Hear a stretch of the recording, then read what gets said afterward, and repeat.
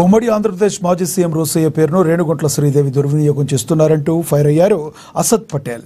తమ భూమిలో అక్రమంగా చొరబడి నిర్మాణం చేపడుతున్నట్లుగా బాధితులు అసద్ పటేల్ ఆవేదన వ్యక్తం చేశారు.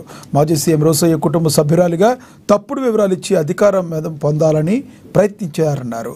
సర్వే నెంబర్ 57లో అక్రమంగా భూమిని కబ్జా చేసి సర్వే నెంబర్ 32లో ఉన్న తన భూమిని 57లో చూపిస్తున్నారన్నారు. ఇక జీహెచ్ఎంసీ నుండి సైతం పర్మిషన్లు పొంది 5 అంతస్తుల నిర్మాణం చేపట్టారని బాధితులు వాపోయారు. ఇదేంటని ప్రశ్నిస్తుంటే తమపై దౌర్జన్యాలకు దిగుతున్నారని లబోదిబోమంటున్నారు. శివ సుబ్బారావు సాబ్ అని ఆయన స్వయం కొంత కొడుకుతో తెలుస్తున్నాను. ఆ గౌరవమైన రోషయ్య సార్ పేరు వాడుకొని తప్పుగా వాడుకొని అందరిని బెదిరించి మమ్మల్ని బెదిరించి అందరి మీద కంప్లైంట్లు కేసులు పెట్టి ఇలాంటి తప్పు డాక్యుమెంట్ మీద పర్మిషన్లు తీసుకొచ్చింది. ఇది క్యాన్సల్ కావాలా లేకపోతే దీని మీద అప్రూవల్ చేయాలి.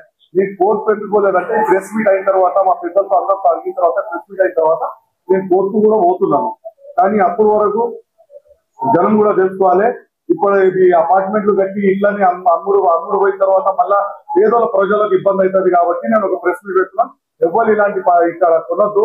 ఇది సర్వే నెంబర్ 57 కు సంబంధించిన భూమి, ఇది 37 కు సంబంధించిన భూమి, 32 కు సంబంధించిన భూమి కాదు.